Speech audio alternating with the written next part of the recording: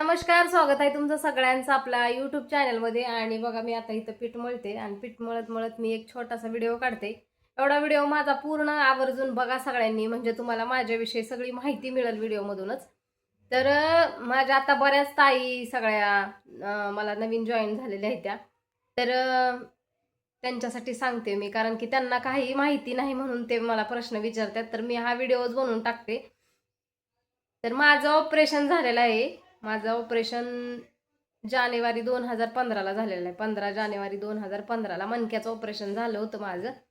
आणि माझ्या मणक्याला गाठ होती. माझ्या डिलेवरीमध्ये काय झालं काय माहिती, सिजर झाल्यावर पाठीमागं मणक्याला गाठ तयार झाली आणि त्या गाठीचं ऑपरेशन झालं 2015 साली. आणि तिथून पुढं मला काही चालताच नाही आलं. तिथून पुढं मला कसलं चालताच नाही आलं. माझं पूर्ण आयुष्य मी हाय असंच जगते. म्हणजे आता किती डॉक्टर केलं, काय केलं, सगळं केलं, काही उपयोग नाही कुठंच. आणि आणखीन एक की मला बरेच जण सांगतात की कोमल इकडं जा तिकडं जा, इकडं हे कर तिकडं ती कर. तर तुम्हाला खरं सांगते, दवाखान्यानं एवढी वैतागलेली आहे ना मी. आता मला दवाखान्याचं नाव काढलं तरी चिड यायला लागली या. एवढी वैतागले मी दवाखान्याला, नको वाटायला लागला दवाखाना. मी 2-3 दिवस म्हणजे मला खोकला आलता, सर्दी ताप 2-3 दिवस होती मला. तरी पण मी लवकर दवाखान्यात गेले नाही. मला दवाखान्यात जायची चिडच निर्माण झाली. म्हणजे मला वाटते की ती दुश्मनाला सुद्धा येऊ नये अशी वेळ दवाखान्यात जायची. म्हणून आणि मला तुम्ही माझ्या काळजीपोटी सगळीजण टाकताय मेसेज मला की कोमल इकडं जा तिकडं जा. पण नाही हो, मी नाही जाऊ शकत कुठल्याच दवाखान्यात. कारण की मला जायचं म्हणलं की मला उचलायला लागतंय. मला उचलायला उचलायला लागतंय आणि पुन्हा अजून ह्यांना त्रास होतोय जास्त. मी बारामतीला पण गेले होते गेल्या वेळेस दवाखान्यामध्ये. तिथं बी तीच होतं. तिथं बी अशा पायऱ्या खाली होत्या. आम्हाला कुणाच्या गावाला जायचं म्हणलं तरी लोकांचं घर बघून जावं लागतं. म्हणजे कसं की त्यांचं घर कसं आहे, खाली सपयला आहे का, त्याला पायऱ्याच आहेत का, असं तसं बघून जायला लागतं. नाही तर लय अडचण येतात माझ्या. तर म्हणून मी घरच सोडत नाही. आईच्या घरी जाते.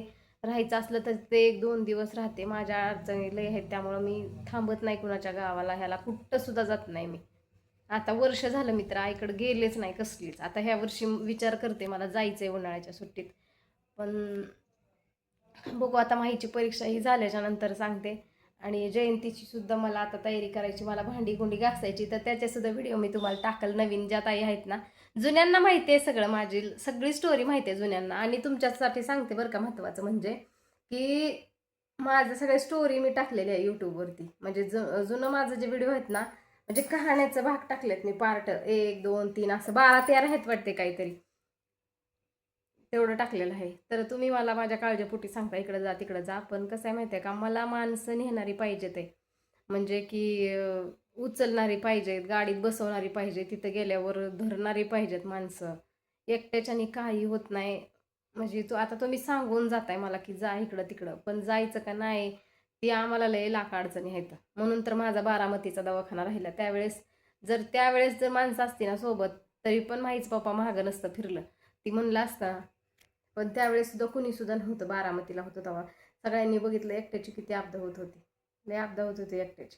कुणी सुद्धा मदतीला नव्हतं. म्हणून मी स्वतः म्हणलं की नको, म्हणलं मला मला जायचं नाही म्हणलं दवाखान्यात.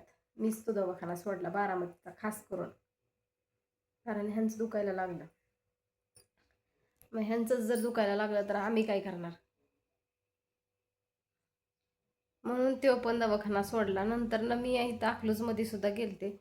आणि अकलूजमध्येच काय, मी सोलापूर पुणे सगळीकडे फिरले, सगळ्या डॉक्टरांना विचारले. त्यांना म्हणजे माझे सगळे जी कागदपत्र आहेत ती सगळी दाखवले त्या डॉक्टरांना. नाही म्हणले, नाही होऊ शकत नाही सांगितलं, स्पष्ट नाही सांगितलं डॉक्टरांनी.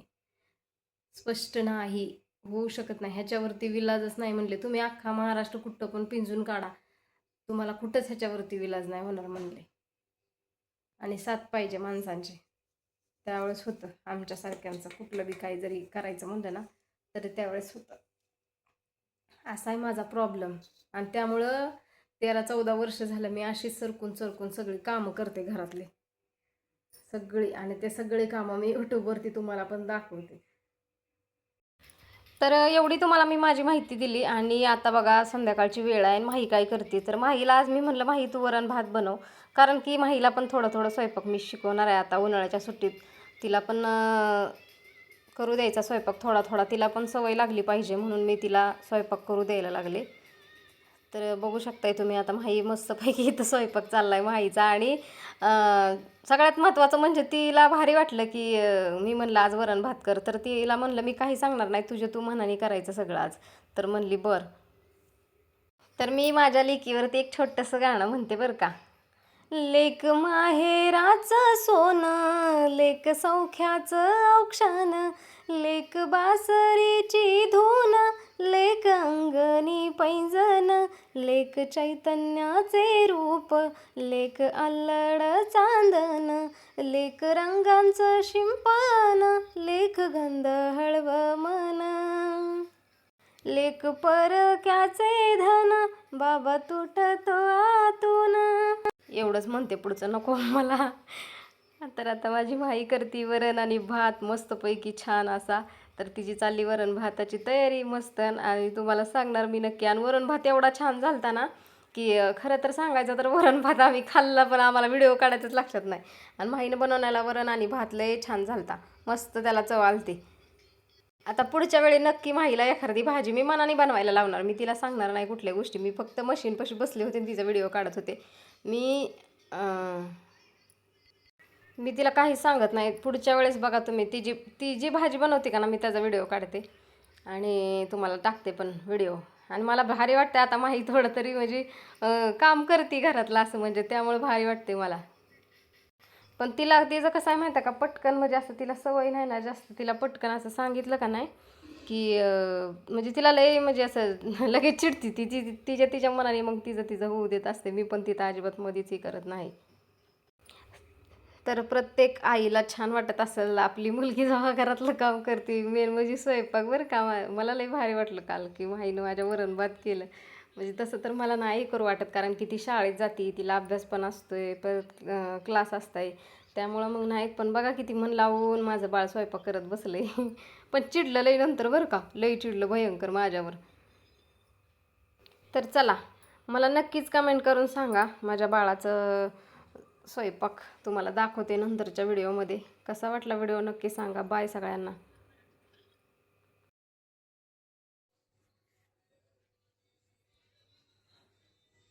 आता हातून उचलायचं ही सगळं पसारा नीट काढायचा आहे.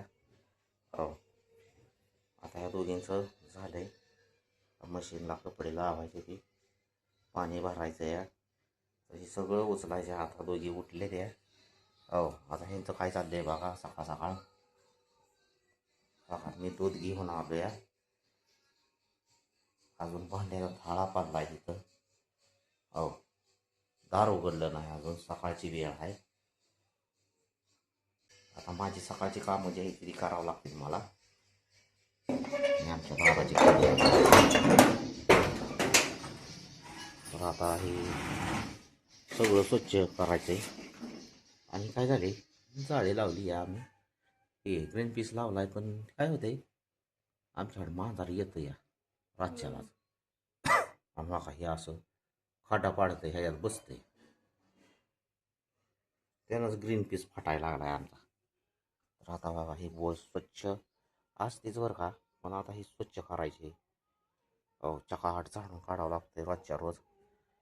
आणि तुळशीचं झाड आमचं लय भारी आलं एकदम मस्त मध्ये. तर आता बघा एवढं